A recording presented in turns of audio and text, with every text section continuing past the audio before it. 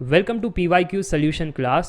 तो आज के क्लास में हम एप्टीट्यूड के प्रीवियस ईयर क्वेश्चन सॉल्व करेंगे और ये सारे सवाल गेट 2023 पेपर में पूछे गए थे।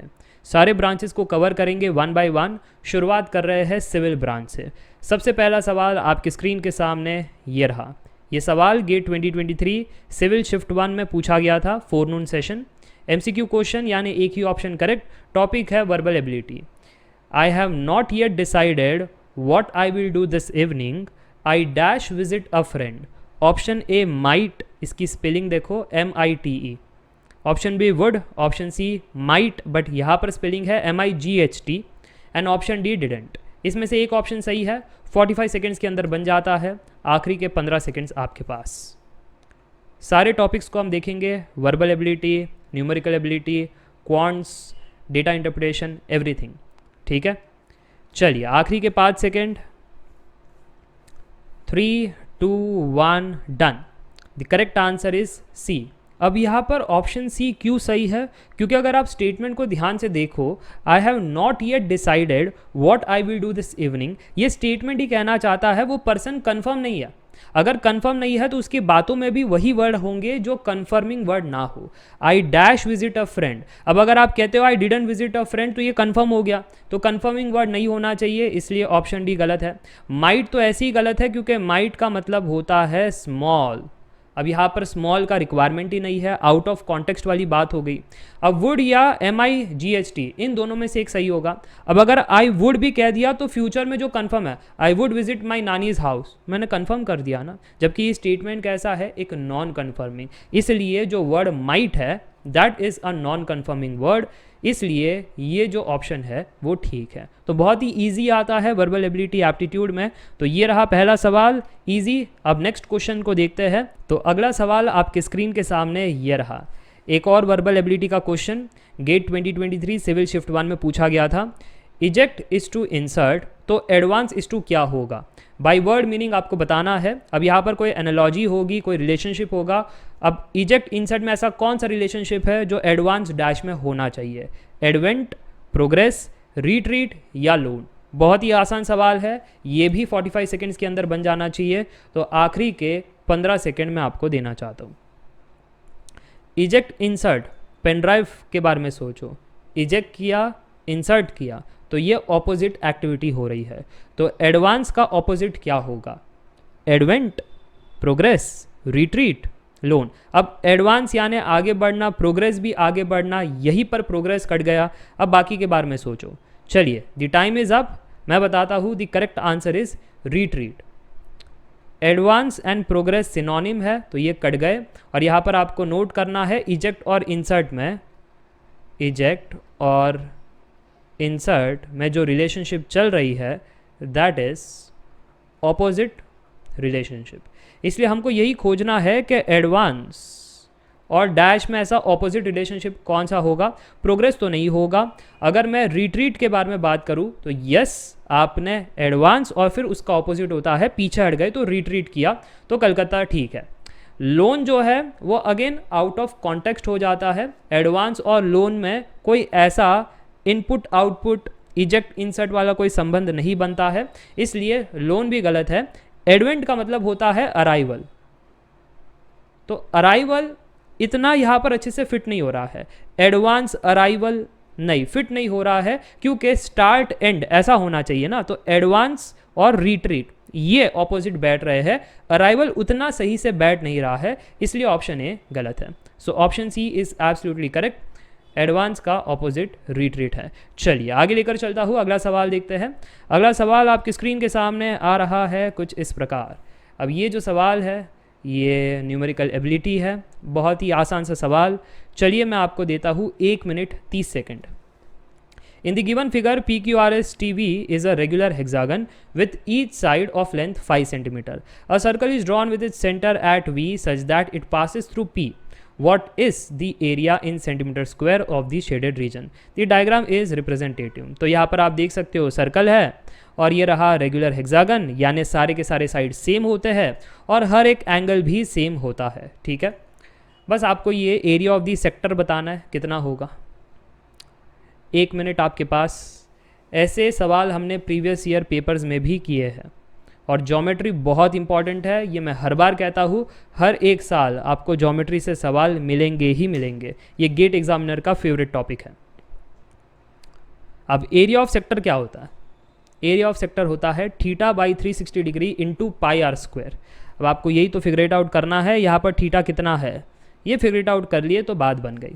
और रेडियस की बात करें तो खुद ही उन्होंने दिया है कि रेगुलर हेक्सागन की जो हर एक साइड है वो 5 सेंटीमीटर है, यानी पीवी भी 5 सेंटीमीटर होगा, तो यही तो रेडियस हो गया, तो रेडियस 5 सेंटीमीटर। बस अगर एंगल निकाल लिए फिर बात खत्म हो गई। इसलिए मैंने कहा था 1 मिनट में हो सकता है, बट 1 मिनट 30 सेकेंड इसलिए कि आपने थोड़ा सा ज़्यादा समय ले लिया क्वेश्चन पढ़ने में और समझने में, बस इतनी सी बात है। नहीं तो ना कैलकुलेशन टफ है ना कोई चीज़ टफ है।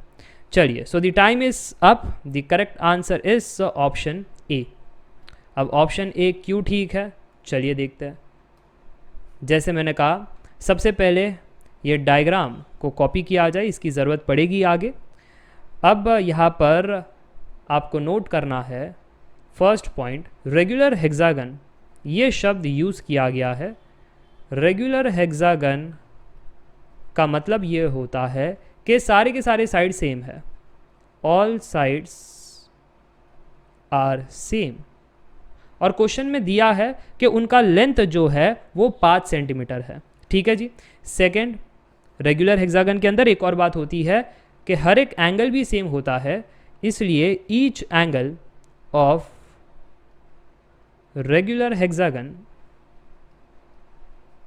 Is equal to n-2 into, ये स्टैंडर्ड फॉर्मूला है 180 डिवाइड बाई n, जो मैंने नोट्स में भी लिखवाया है। अब यहाँ पर n क्या है? Number of sides. हेक्सागन में 6 साइड होते हैं, सब्स्टिट्यूट कर दो तो यहाँ पर आपको एंगल मिल जाएगा। एंगल बाय हार्ट करने की ज़रूरत नहीं है, ये जो फॉर्मूला है इससे आप सारे के सारे एंगल्स निकाल सकते हो। तो अगर मैं कैलकुलेटर में पुट करूँ तो कितना एंगल आ रहा है? 6 - 2 4, 4 इंटू 180 डिवाइड बाई 6, तो ये 120 आ रहा है, 120 डिग्री। अब आपको डायग्राम कॉपी करने के लिए मैंने कहा था, तो ये आ गया डायग्राम। अब आंसर भी आ जाएगा, ध्यान से नोट कीजिएगा। तो सबसे पहले हम ये कहेंगे, इस फिगर में ये जो एंगल है वो है 120 डिग्री। ये हमारा सेक्टर है, PVT वाला ये जो सेक्टर है, इस सेक्टर का हमको एरिया निकालना है, यही हमारा शेडेड रीजन है। अगर इसका एरिया आपको निकालना है, ध्यान से देखना, अगर इसका एरिया आपको निकालना है तो एरिया ऑफ सेक्टर का फॉर्मूला है थीटा डिग्री के अंदर, so theta divide by 360 into pi r square. ठीक है, तो मैं यहाँ पर लिख देता हूँ, थीटा यहाँ पर डिग्री के अंदर होना चाहिए। तो हमने निकाला है 120 डिग्री है divide by 360 into pi. Radius कितना है जी? PV, ये जो रेडियस है ये तो हेक्सागन की साइड है, ये दिया गया था 5 सेंटीमीटर, तो यहाँ पर ये हो गया 5 सेंटीमीटर स्क्वायर। तो हमारा आंसर आ चुका है, कैलकुलेटर में पुट करोगे तो यहाँ पर आपको मिल रहा है 25 pi divide by 3। Cancel out करना है तो कर सकते हो, ये 4 से जा रहा है, 4 3s are 12 और यहाँ पर 4 9s are, तो 2 अंडे कट गए यहाँ पर, 3 1s are 3 3s are, और ये 25/3 ये बच जाएगा। सो 25 पाई बाई 3 ये आपका आंसर आ गया। Hence option A is absolutely correct. तो बहुत ही इजी क्वेश्चन था, इतना भी कठिन नहीं था। चलिए आगे लेकर चलता हूँ, अगला सवाल देखते हैं। अगला सवाल आपकी स्क्रीन के सामने ये रहा, बहुत ही बढ़िया सवाल है। 99% स्टूडेंट्स ये सवाल गलत बनाते हैं, तो चेतावनी मैंने पहली दे दी है, पढ़ो। GATE 2023 civil shift 1 MCQ question, a duck named Donald duck says all ducks always lie, based on the information above, which of the following statement can be logically inferred with certainty? Option A, Donald Duck always lies. Option B, Donald Duck always tells the truth. Option C, Donald Duck statement is true. Option D, Donald Duck statement is false. आपको लग रहा है sir ये तो बहुत ही आसान सवाल है, ये देखो ऑल डक्स ऑलवेज लाई, तो डोनाल्ड डक भी तो डक है। सो अगर सारे के सारे डक लाई करते हैं तो डोनाल्ड डक ऑलवेज लाई ये भी होना चाहिए, तो ऑप्शन ए होना चाहिए। ऐसे बहुत सारे स्टूडेंट ने सोचा कि ऑप्शन ई होना चाहिए, और फिर वो गलत है। क्यों? डोनाल्ड डक और डोनाल्ड डक का स्टेटमेंट आपस में इंटरलिंक्ड है, इसके लिए आपको एनालिसिस करके आंसर देना है, ऐसे बच्चों की तरह आंसर नहीं करना है। यही तो गेट एग्जामिनर के ट्रैप होता है। चलिए, so the time is up. जैसे आप सभी ने ऑप्शन ए कहा होगा, दैट इज़ रॉन्ग, मैंने पहले ही बता दिया। The correct answer is Donald duck statement is false. क्यों? चलिए देखते हैं। सबसे पहले तो मैंने आपसे ये कहा है कि डोनाल्ड डक जो मेरे लिए होगा इन शॉर्ट डीडी, है ना। डोनाल्ड डक और उसका जो स्टेटमेंट है, डीडी का जो स्टेटमेंट है कि सारे डक लाई करते हैं, वो आपस में कैसे है, ये इंटरलिंक्ड है। ये बहुत ही इम्पॉर्टेंट है, ये आपस में है इंटर कनेक्टेड और इंटरलिंक्ड। इसके लिए सावधानी से जो डोनाल्ड डक ने स्टेटमेंट दिया है उसके अंदर कौन मौजूद है, उसके अंदर ऑल डक्स मौजूद है, यानी खुद डोनाल्ड डक भी तो मौजूद है, इसके लिए इंटरलिंक्ड है। अब ध्यान से स्टेटमेंट को वापस से सुनना। स्टेटमेंट ने जो वर्ड यूज़ किया था ऑल डक्स ऑलवेज लाई, ये किसने कहा था, ये डोनाल्ड डक ने कहा था। इसलिए ट्रैप क्या हुआ कि बहुत सारे बच्चे ये सोच रहे थे, मैं लिख देता हूँ यहाँ पर ट्रैप, ताकि नोट जब आप रिवाइज करो तो आपको एक एक वर्ड एक एक बातें याद रहे कि Donald duck says all ducks always lie। अब जैसे ही Donald duck says all ducks always lie, आपके दिमाग में आ गया अच्छा अगर सारे के सारे डक लाई करते हैं तो डोनाल्ड डक भी तो लाई करता है, ऑलवेज लाई, ये होना चाहिए। बस आपने रिप्लेसमेंट लॉजिक यूज़ किया और यही गलत हो गया, ठीक है। 99% स्टूडेंट्स मार्क्ड ऑप्शन ए, यही गड़बड़ हो गई। जो आपको नहीं करना था, आपको क्या करना था, आपको केयरफुली ऑब्जर्व करना था कि ये दो एंटिटीज़ है, Donald duck and Donald duck की बातें, ये दो एंटिटीज़ है, इसलिए इंटरकनेक्शन है। तो ध्यान से देखना। अब मैं ये कह रहा हूँ Donald duck says that all ducks always lie. अब इसको ऑप्शन बाय ऑप्शन चेक करें, मैं इसको कॉपी कर लेता हूँ, हर एक ऑप्शन में हम एनालिसिस करेंगे। ऑप्शन ए क्या कहता है, डोनाल्ड डक ऑलवेज लाई। अब ध्यान से देखना, आप ये अज्यूम करो कि डोनाल्ड डक ऑलवेज लाई यानी मक्कार है, झूठा है। अगर झूठा है, डोनाल्ड डक झूठा है, तो डोनाल्ड डक की बातें भी झूठी है। अगर डोनाल्ड डक की बातें झूठी है यानी ऑल डक्स ऑलवेज लाई, ये झूठा स्टेटमेंट है, यानी कुछ डक सच बोलते हैं, कुछ डक झूठ बोलते हैं। सारे के सारे डक झूठ नहीं बोलते हैं, क्योंकि हमने ऑप्शन ए के हिसाब से ही हम चले हैं। ऑप्शन ए ने यही कहा है ना कि डोनाल्ड डक ऑलवेज लाई, तो उसने अगर लाई किया है तो उसकी बातें झूठी है। अगर उसकी बातें झूठी है तो सारे डक झूठ बोलते हैं, ये झूठा है। इसका मतलब ये है कि कुछ डक सच बोलते हैं तो कुछ डक झूठ बोलते हैं। तो इसका कंक्लूजन हमने ये बनाया, this means as per option A, ठीक है, as per option A this means some ducks के अंदर कौन आ गया, सम डक्स के अंदर डोनाल्ड डक भी आ सकता है, ठीक है। So some ducks says truth and some ducks, तो मैं ऐसा लिख देता हूँ, सम डक्स मे और मे नॉट लाई, ठीक है, ऐसा लिख दूँ, सम डक्स मे और मे नॉट लाई, यानी झूठ बोल सकते हैं या झूठ नहीं भी बोल सकता है। तो इसके हिसाब से ऑप्शन ए तो गलत हो गया। अब समझना जरा ऑप्शन ए क्यों गलत है, क्योंकि क्वेश्चन में ये कहा जा रहा है that which one of the following statement can be logically inferred with certainty with 100% surety.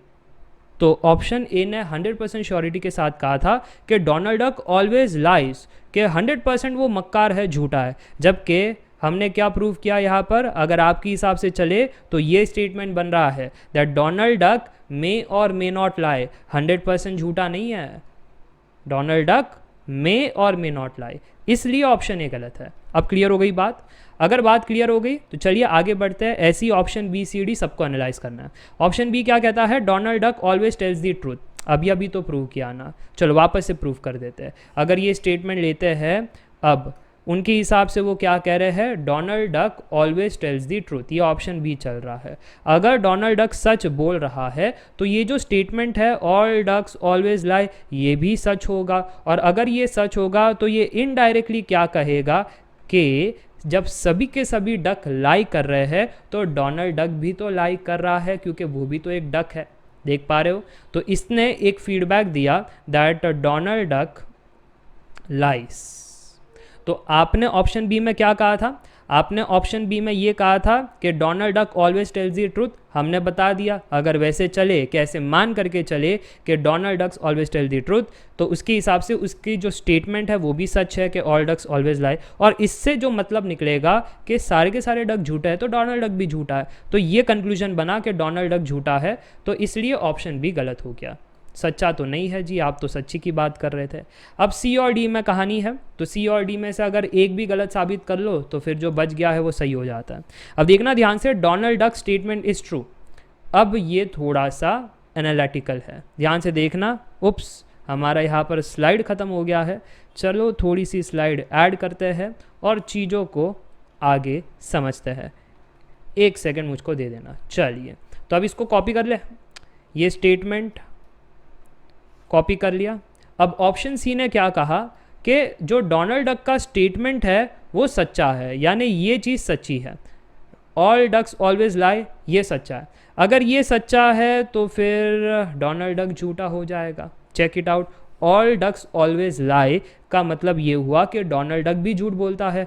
अगर डोनाल्ड डक लाई कर रहा है, अब वापस से देखना ये फीडबैक क्या करेगा, डोनाल्ड डक लाई कर रहा है तो डोनाल्ड डक की बातें भी एक लाई है, दिस इज ऑल्सो अ लाई, कि ऑल डक्स ऑलवेज लाई ये भी झूठा है, ये इंटरकनेक्टेड है। देख पा रहे हो, शुरुआत कहाँ से किया हमने, शुरुआत ये किया कि ऑप्शन सी ये कहता है कि डोनाल्ड डक की जो बातें हैं वो सच है, तो अगर उसकी बातों को हमने सच माना तो उसने ये बता दिया कि फिर डोनाल्ड डक झूठा है, क्योंकि सारे के सारे डक जब लाई कर रहे हैं तो डोनाल्ड डक भी झूठा है, और अगर डोनाल्ड डक झूठा है तो उसकी बातें भी झूठी है, और अगर उसकी बातें झूठी है तो ये स्टेटमेंट भी झूठा है, तो ये फीडबैक लूप के हिसाब से स्टेटमेंट झूठा हो गया। यानी इसमें हम वापस से फंस गए और हम ये नहीं साबित कर पा रहे हैं कि डोनाल्ड डक की स्टेटमेंट जो है वो सच थी। देख पा रहे हो ना, आखिरी में हम कहाँ पर फंसे कि ऑल डक्स ऑलवेज लाई ये झूठा स्टेटमेंट है। तो मैं यहाँ पर लिख देता हूँ, so now we have concluded Donald duck statement is false, ये झूठा स्टेटमेंट है, एक लाई है, ये सच नहीं है। और अगर ऐसी बात है तो फिर ये जो आप कह रहे थे Donald duck statement is true, ये गलत है, and Donald duck statement is false, ये सही है, इसलिए दिल्ली बिल्कुल ठीक है। बहुत ही मज़ेदार सवाल था, मैंने आपको ट्रैप भी बता दिया, और ये इंटरकनेक्टेड वाली जो एंटिटीज़ है बहुत सारे स्टूडेंट्स ने मिस कर दिया था, बस रिप्लेसमेंट लॉजिक का यूज़ कर दिया और फंस गए। तो गेट एग्जामिनर है भाई, ध्यान से, कुछ सवाल ईजी होते हैं तो कुछ कठिन भी होते हैं, तो आपको केयरफुली ऑब्जर्व करना है और चीज़ों को बनाना है। चलिए आगे लेकर चलता हूँ, अगला सवाल देखते हैं। अगला सवाल आपने मुंह दिखाई तो देख ही ली थी कुछ मिनटों पहले, ये लो, ये मस्त सवाल है, इजी है, रीजनिंग का सवाल है, बिल्कुल कठिनाई वाली बात नहीं है, 1 मिनट के अंदर बन जाना चाहिए। A line of symmetry is defined as a line that divides a figure into 2 parts in a way such that each part is a mirror image of the other about that line. ये definition दे दिया line of symmetry का। The figure below consist of 20 unit square arranged as shown in addition to the given black squares up to 5 more may be colored black. Which one among the following option depicts the minimum number of boxes that must be colored black to achieve two line of symmetry? Two line of symmetry, एक तो vertical होती है, एक horizontal होती है। अब ये achieve करने के लिए कितने बॉक्सेस को हमें ब्लैक कलर करना पड़ेगा। अब वो जो वाइट बॉक्सेस है उनमें ABCD ऐसे अल्फ़ाबेट दिया है, और वही पूछ रहे हैं कि वो अल्फ़ाबेट्स में से कितने अल्फ़ाबेट्स को हमें ब्लैक कलर करना है, ABC या T। तो एक बार वर्टिकल में देख लो, एक बार हॉरिजॉन्टल में, उस हिसाब से आपको ऑप्शन मिल जाएगा। चलिए कुछ 15 सेकंड्स और भी दे देता हूँ। बहुत सिंपल सा डायग्राम है, ज़्यादा इसमें एनालिसिस लगता भी नहीं है। तो यहाँ पर टाइम वेस्ट अच्छा किया गया है कि definition of line of symmetry दिया, फिर एक और अच्छा टाइम वेस्ट कि 20 यूनिट्स है, फिर ब्लैक स्क्वायर्स है, और ये सारी चीज़, जबकि इसकी ज़रूरत नहीं थी। बस ये जो फाइंड करना है उसको पढ़ो। Which one of the following option depicts the minimum number of boxes that must be coloured black. सबसे इंपॉर्टेंट था कि minimum number of boxes that must be colour black to achieve 2 lines of symmetry. तो आपका answer होना चाहिए कि हमें 3 boxes को कलर करना है CDI, तो हम लाइन ऑफ सिमेट्री अटेन कर लेंगे। कैसे, चलिए देखते हैं।